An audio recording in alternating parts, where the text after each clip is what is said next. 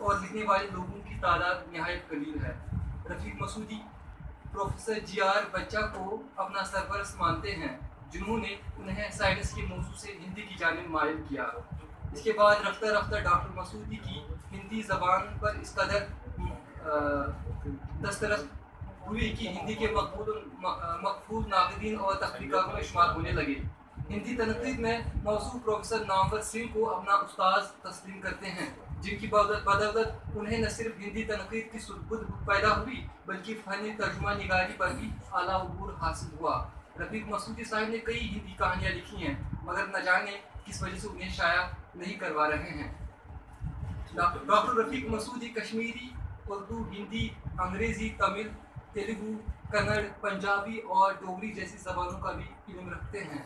مطلب صاف ہے کہ موصوف کو مذکورہ 8 زبانوں پر بھرپور دسترس حاصل ہے، تاہم کشمیری، اردو اور خصوصاً ہندی میں ان کی قلمی کاوشیں اس بات کا جیتا جاگتا ثبوت ہے۔ انہوں نے بھیشم ساہنی کے ناول تمس کا کشمیری زبان میں تمس کے نام سے ہی ترجمہ کیا، جس پر انہیں 2005 میں ساہتیہ اکادمی انعام سے نوازا گیا ہے۔ بعد ازاں انہوں نے ہندی فکشن اور اس کی دوسری تحریروں کو بھی کشمیری زبان میں ترجمہ کرنا شروع کیا۔ ڈاکٹر رفیق مسعودی نے ایک کشمیری ناول شین تہ وتہ پد کا ہندی ترجمہ برف پر بنے پتچن کے نام سے کیا ہے۔ کشمیری نظموں پر مشتمل ان کا پہلا مجموعہ پنن دود پنن داغ کے نام سے ہے، جس کو کشمیری زبان کے مستند ادیبوں نے خوب سراہا ہے، جس میں گیان پیٹھ ایوارڈ یافتہ پروفیسر رحمہ راہی بھی شامل ہے۔ کشمیری زبان میں آزاد نظموں پر مشتمل اس مجموعے کو ایک اہم کارنامہ قرار دیا گیا ہے۔ اس کے علاوہ رفیق مسعودی نے وشنو پربھاکر کے ناول ارد ناریشور کا کشمیری زبان میں ترجمہ کیا ہے۔ اردو میں ان کی آزاد نظمیں وقتاً فوقتاً مختلف اخبارات میں شائع ہوتی رہتی ہیں۔ ڈاکٹر رفیق مسعودی نے 1985 میں UPSC سے انڈین براڈ کاسٹنگ سروس کا امتحان پاس کیا۔